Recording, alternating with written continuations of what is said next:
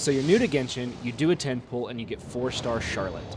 Now, what do you get with Charlotte besides the best reporter for the Steam Bird in Fontaine and the newest 4-star in Genshin?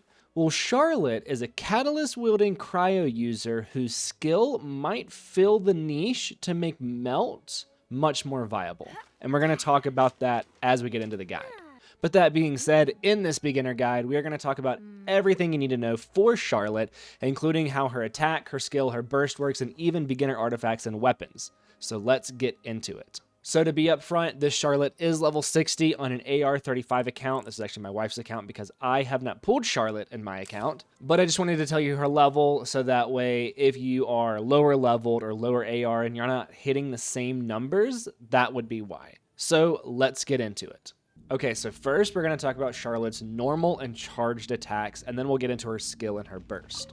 So her normal attacks, she's going to actually take a photo of the enemy, and it has a 3 set. So 1, 2, and then 3. Anything within the viewfinder, that little tiny square that's popping up on the screen, will take damage. So if you line up a couple enemies, and you do it, you see the one in the front and the back did both get hit. Just like that. So now we're going to do her charged attack, which will actually put her camera above the enemy and point it down and hit anything inside of that square. So both of them got hit. And again, both of them got hit. When they get hit by her normal or her charged attack, it does apply cryo. That's what that little snowflake symbol above their head means, that they are afflicted by cryo. So you will notice that Charlotte's normal and charged attacks are kind of slow. But what Charlotte really excels in is going to be her skill and her burst. So her skill has a tap and a hold. And we're going to do the tap first. So if you just tap it, it's going to bring up a viewfinder from her camera, and any enemy within that viewfinder is going to be hit by a cryo attack, and it will be marked. So just like that, you see that little camera symbol? That means that that enemy is now marked, and as you can see, it is taking cryo damage over time. It almost has like a tick effect or a bleeding effect, like some other games. And if you get multiple enemies in there, it will afflict all of them with that mark. The reason it didn't hit the third one was because it killed them.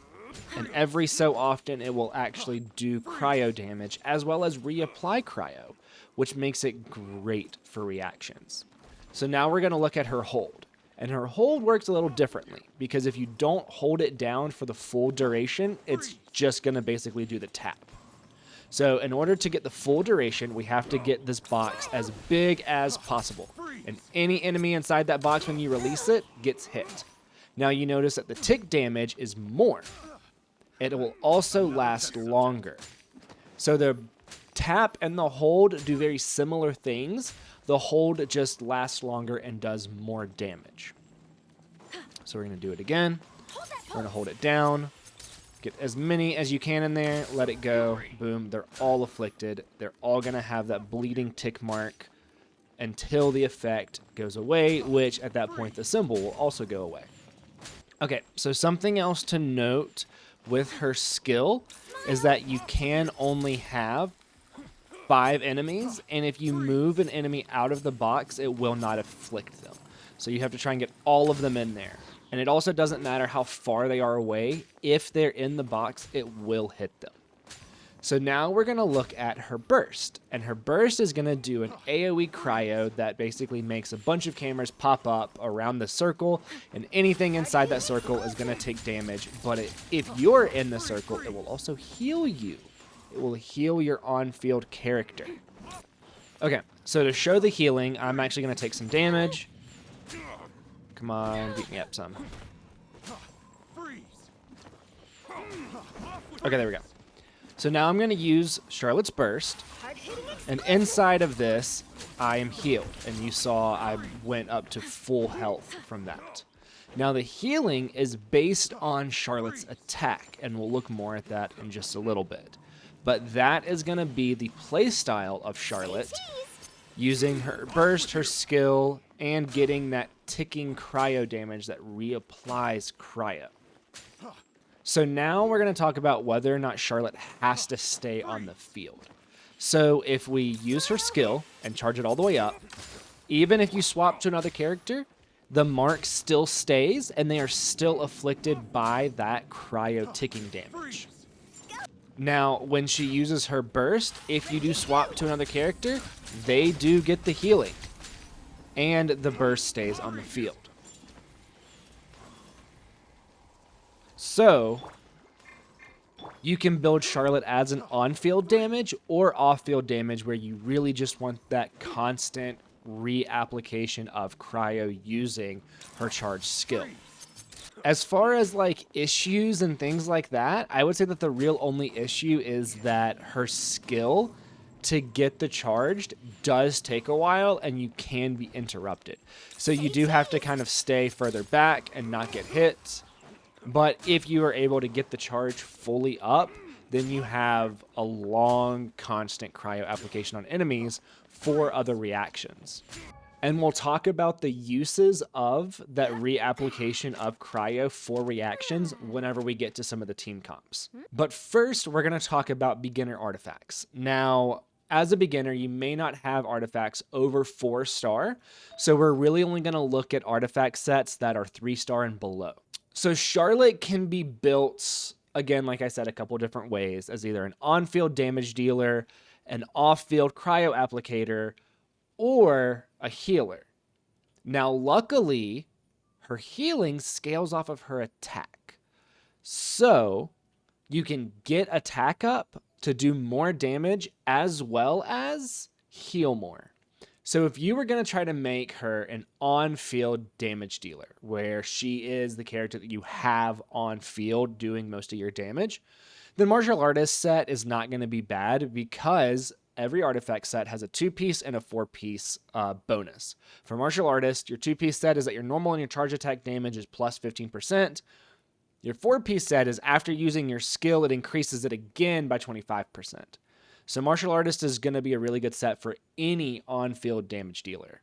Another thing that you can do if you kind of want to focus on healing can be traveling doctor set, especially just doing the 2-piece and then mixing that with another 2-piece that gets up your attack. Then of course you have the exile set, which is always good for anybody that you're going to be using their burst a lot on, which can be really, really good for Charlotte if you're trying to build her for healing, because then you can just be constantly healing. So going a 2-piece exile or even the 4-piece exile to get energy for your other party members can be really, really good. Gambler set can be really good for her too if she is doing your on-field damage, because it increases your skill damage by 20%, which will then make her hold do more. As well as defeating an opponent has a 100% chance of removing the skill cooldown. So you can just do constant tick marks on enemies and not have to have that weird few seconds of buff. Finally, you can do like a 2-piece Braveheart, which gets your attack up by 18%, and then like the 2-piece Exile or a 2-piece Martial Artist or a 2-piece Gambler. If you wanted to just get your attack up, then doing a 2-piece Braveheart and then any of the other 2 pieces can be really good. So artifacts each have a main stat, and then they will have up to 4 substats. Your flower will always have HP main stat. Your plume or feather will always have attack main stat. But when you get into your sands, your goblet, and your circlet, that's where you have a little bit of options. So for sands, especially on Charlotte, whether you're wanting to do damage or healing, having something with attack percent is going to be really, really good because she'll do more damage and she will heal more with her burst.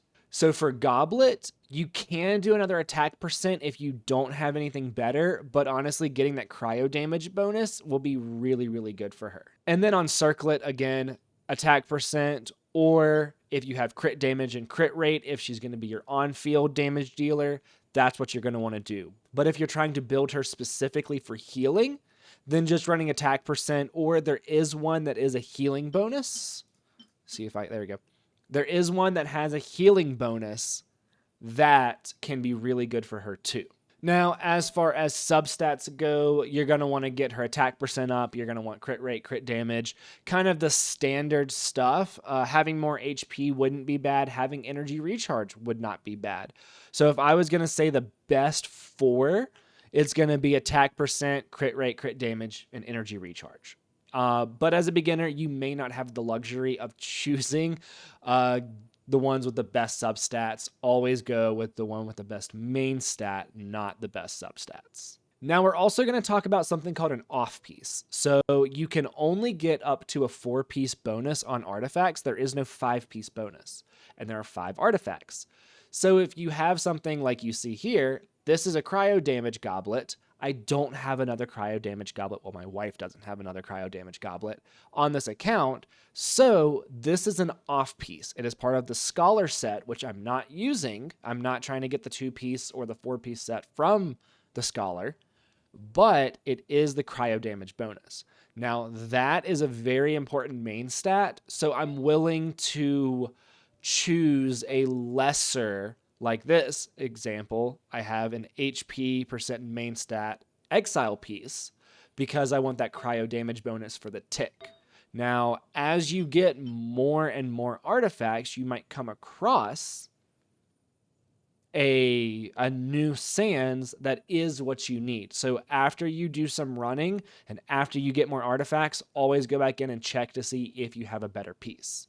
So now we're going to talk about weapons, and I'm going to tell you the weapon I was using before we look at some 3 stars. So the Eye of Perception gets up your attack percent, and the secondary effect has a chance of firing a bolt of perception, as it's called. And if you saw that little yellow lightning that was like randomly coming down, that's what that was doing.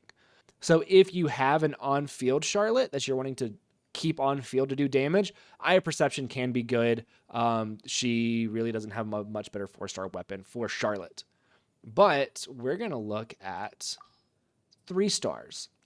The 3-star weapons, you don't have as many good ones. And honestly, I would probably go with Otherworldly Story because it gets up your energy recharge, especially if you're going to be using her for healing and you want to have that burst up as much as you can. So with that, you'll get energy recharge, so you'll be able to keep her burst up. And picking up an elemental orb will recover 1% of the character's HP. So you can keep her healthy while still keeping her burst up pretty well. As far as Magic Guide, it gets up Elemental Mastery, and really she can't cause any reactions that will do well with Elemental Mastery. So I wouldn't necessarily put Magic Guide on her if you don't have anything else, and of course do that. Thrilling Tales is another one. It gets up her HP, which is not beneficial, but the secondary effect when switching characters to a new character taking the field has their attack increased by 48%. This is an R5. I think at R1 it's 24%.